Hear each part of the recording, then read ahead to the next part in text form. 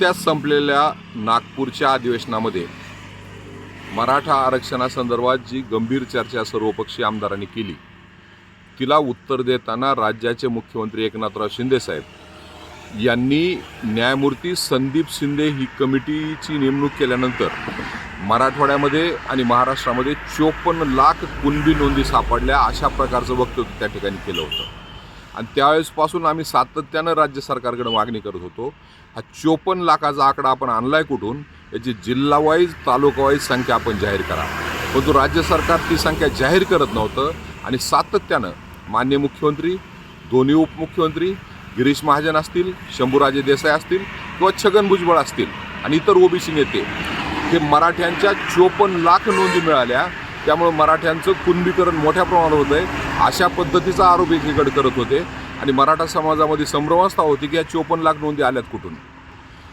मनोज जरांगे पाटलांनी मुंबईला आंदोलन करायचा निर्णय घेतल्यानंतर जो काही दबाव निर्माण झाला आणि सातत्यानं मराठा समाज या नोंदी मागत होतं आणि राज्य सरकार देत नव्हतं, परंतु काल वर्षा या निवासस्थानी माननीय मुख्यमंत्र्याला बैठक घ्यावी लागली आणि त्या बैठकीमध्ये राज्याचे सामान्य प्रशासन विभागाचे प्रधान सचिव यांनी जी आकडेवारी मांडली, जी राज्य सरकारनं त्यांच्याच कार्यालयामार्फत जाहीर केली, त्या आकडेवारीनुसार राज्यामध्ये केवळ 1,47,000 कुणबी नोंदी या ठिकाणी न्यायमूर्ती संदीप शिंदे कमिटीच्या नंतर सापडलेल्या आहेत आणि त्यापैकी केवळ 32,000 नोंदी या मराठवाड्यातील आहेत आणि त्यातील मराठवाड्यात फक्त 18,000 प्रमाणपत्र या ठिकाणी वितरित झालेली आहेत।